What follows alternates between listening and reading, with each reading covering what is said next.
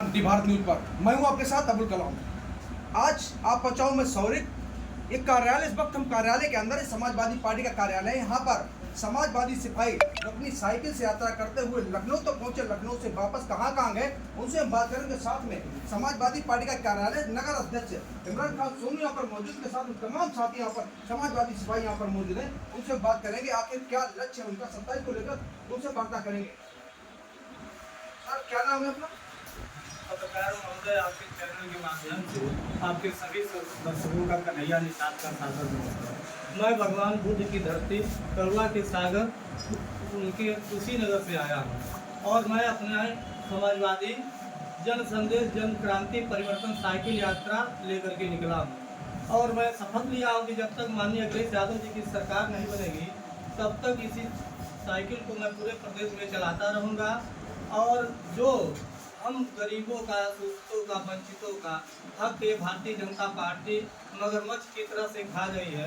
लोग कह रहे हैं कि संविधान को खतरा है और सही नज़रों से देखा जाए तो इन्होंने संविधान को, आरक्षण को खा गया है।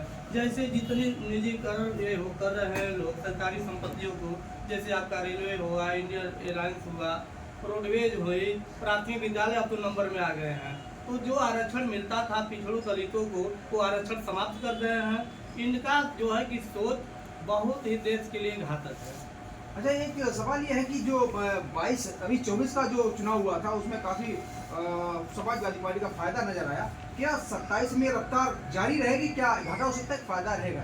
बिल्कुल, देखिए अभी 27 में प्रचंड बहुमत की सरकार बनेगी या 300 प्लस सीटें होंगी। ये हवाई नहीं है। मैं ज़मीन पर चलता हूँ और मैं पूरे सड़क से लेकर के कस्बे, बाजार, गांव, गली, खेत, खलिहान सब जगह जाता हूँ और लोग मिलते हैं, हम लोगों को भनक लग जाती है।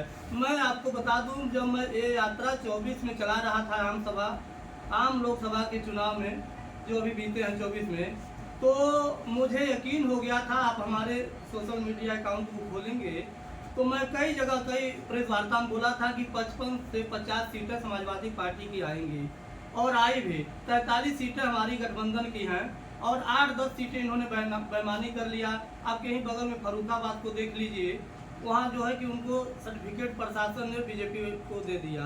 हमारे गोरखपुर जाएंगे तो वो सदर बास गाँव से सदर प्रसाद जी काफ़ी अंतर से आगे चल रहे थे। 9 बजे तक इन्होंने काउंटिंग ले गई, ये हार रहे थे। फिर उन्होंने जो है कि कमलेश पासवान को प्रशासन ने सर्टिफिकेट, ऐसी 10 सीटें हैं। तो 27 की बात आप न करें, 27 में ऐसे नौजवान खड़े हैं और ये हमें मिलते हैं और अखिलेश भैया रफ्तार बढ़ा रहे हैं। यहाँ नौजवान जिसके साथ रहेगा उसकी सरकार बनेगी। आप सड़क पर देखते हैं अब इस समय जो है कि नौजवान सड़क पर दिखाई दे रहे हैं तो छुट्टे साड़ की तरह। पहले सुबह भोर में लोग दिखाई देते थे, तैयारी करते थे आर्मी और पुलिस और पीएससी के लिए, अब कभी नहीं दिखाई दे रहे हैं। उनका जो है कि सरकार से विश्वास उठ गया है रोजगार के प्रति। अच्छा, भारतीय जनता पार्टी ये कहती है कि ईवीएम का कोई मामला नहीं है, जबकि समाजवादी पार्टी कहती है जब चुनाव हारते तो समाजवादी का कहते हैं रोना रहता है कि सब ईवीएम का दोष है, और भारतीय जनता पार्टी कहती है ईवीएम का कोई दोष नहीं है, जबकि ईवीएम सही काम करे। क्या मामला है? जी, आप पत्रकार हैं, आप विधिवत जानते हैं। अगर ईवीएम की बात किया जाए तो सबसे पहले जो है कि भारतीय जनता पार्टी ही सवाल उठाई थी। 2009 के लोकसभा के चुनाव में जब मुरली मनोहर जी इलाहाबाद से हारे तो सबसे पहले उन्होंने ईवीएम को दोषी ठहराया। देखिए, ईवीएम में कुछ ऐसी तकनीकियां हैं जिसे हम लोग जान नहीं पाएंगे।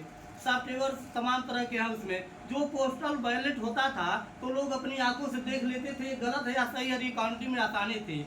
लेकिन ईवीएम बदनाम है। माननीय अखिलेश यादव जी भी कहे हैं कि अगर 80 की 80 सीटों भी जीत जाएंगे उत्तर प्रदेश में तो वो ईवीएम को हटा देंगे, उसकी बदनामी से दूर कर देंगे। अखिलेश यादव ने अभी हाल ही में बयान दिया था कि जब वो कन्नौज आए हुए थे तो मंदिर में जो है गए थे तो मंदिर बाद धुलवाया गया था, उसको लेकर काफ़ी होल्ला हुआ था। उन्होंने कहा कि हम कुंभ में गए, अब गंगा को कैसे धुलवाएंगे? क्या करें? जी, देखिए अखिलेश यादव जी यदुवंशी से आते हैं, वो भगवान कृष्ण के वंशज हैं और पिछड़ी जातियों में फॉरवर्ड माने जाएंगे। बहुत उन लोगों ने संघर्ष किया है और समाज में किसी भी पिछड़े को जब अत्याचार होता है तो यादव समाज के लोग ही लाठी लेकर तैयार होते हैं और बचाते हैं। वो संविधान की लड़ाई लड़ रहे हैं, देश की लड़ाई लड़ रहे हैं। और भारतीय जनता पार्टी का जो सोच है ये मनुवादी सोच है, वो जो है कि छोटे लोगों को देखना नहीं चाहते हैं। वोट लेना रहता है तो हिंदू हिंदू और सनातनी सनातनी कहते हैं। अब जब कहीं समान विचारधारा मंदिर में जाने का बात हो, किसी जो है कि दलित को मंदिर का पुजारी क्यों नहीं बनाते हैं? जब आपके अंदर भेदभाव है ही नहीं तो बना दो कहीं, सब अपने भारतीय जनता पार्टी कहती है कि जितने फसाद और दंगे होते हैं ये सब समाजवादी पार्टी सरकार में ही होते हैं, हमारी सरकार में तो नहीं हो रहे हैं। ऐसा क्या करें?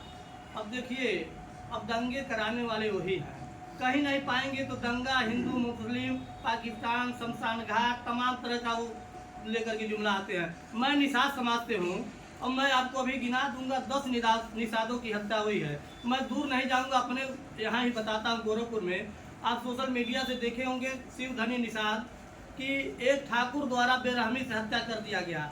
मामला कोई नहीं था, किसी के घर मुंडन था, वो लड़का जो है कि मोटरसाइकिल से आ रहा था और दूसरे की साइकिल खड़ी थी, शिवधनी उधर से जा रहे थे।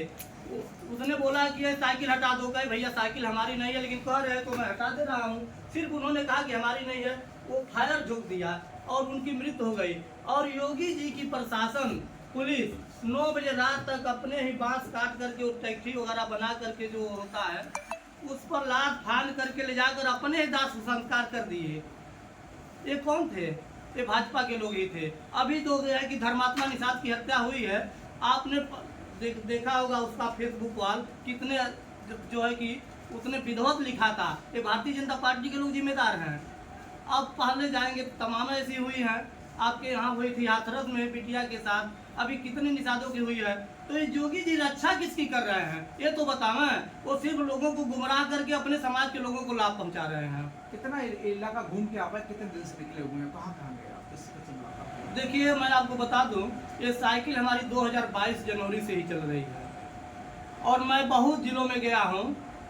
ये समझ जाइए कि कन्नौज तो मेरी साथ यहाँ पहली बार आया हूँ। कन्नौज के बॉर्डर पर मैं आया था, लेकिन पुलिस प्रशासन उसमें चलने नहीं दे रहे थे, लोकसभा में बहुत परेशान कर रहे थे। तो ये कन्नौज की धरती को मैं जो है कि हमारे श्रद्धेय नेताजी की कर्मभूमि रही है, मैं इसको प्रणाम करने के लिए आया हूँ। और मैं गंगा घाट के किनारे भी गया था, वहाँ निषादों की इतनी समस्या है कि उसको बताना जो है कि बहुत बड़ा दुख की बात होती है। जब हमारे नेताजी की सरकार बनी थी शुरू में ही, मैं निषाद समाज से हूँ, निषादों के लिए उन्होंने बहुत अच्छा बिल लाया था विधानसभा में। निषादों के लिए नदी घाट का पुल पट्टा का जो है कि और बालू खनन से लेकर के निषाद मछली पालन से लेकर के सारा उन्होंने कानून बना करके कहा कि यह निषाद का होगा, निषाद जहाँ नहीं रहेगा वहाँ राजभर का होगा, ऐसे उन्होंने कर दिया था। आज भारतीय जनता पार्टी अपने समाज के लोगों को दे करके और निषादों से जो है कि मजदूरी करवा रही है। वहाँ निषाद रो रहे थे, मैंने भी मैसेज कर दिया है माननीय अखिलेश यादव जी को और आश्वासन दिया गया है कि 22 में आप लोग सरकार बनाओ, जिस तरह से पहले आज़ादी थी उसी तरह से आप लोगों को आज़ादी रहेगी। अभी आप किससे मिल के आ रहे हैं, कहाँ से आ रहे हैं?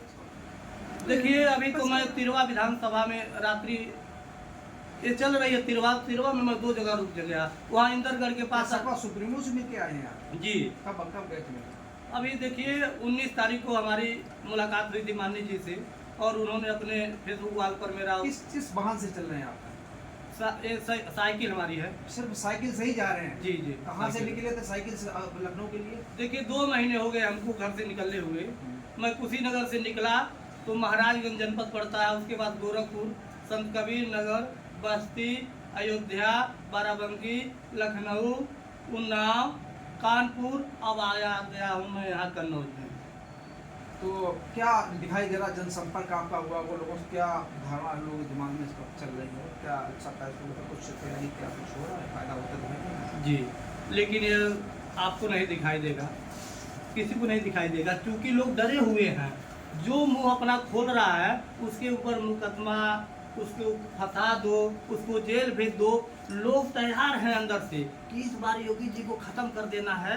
और जो समरसता की भावना रखते हैं माननीय अखिलेश यादव जी, उनकी जो है कि हम लोग सरकार बनाएंगे और भैया जी को वापस लाएंगे। इनका कहीं पता अब नहीं चलेगा एकदम। मान लीजिए मैं आज फिर आपको जो है कि आपके इस चैनल के माध्यम से बता रहा हूँ।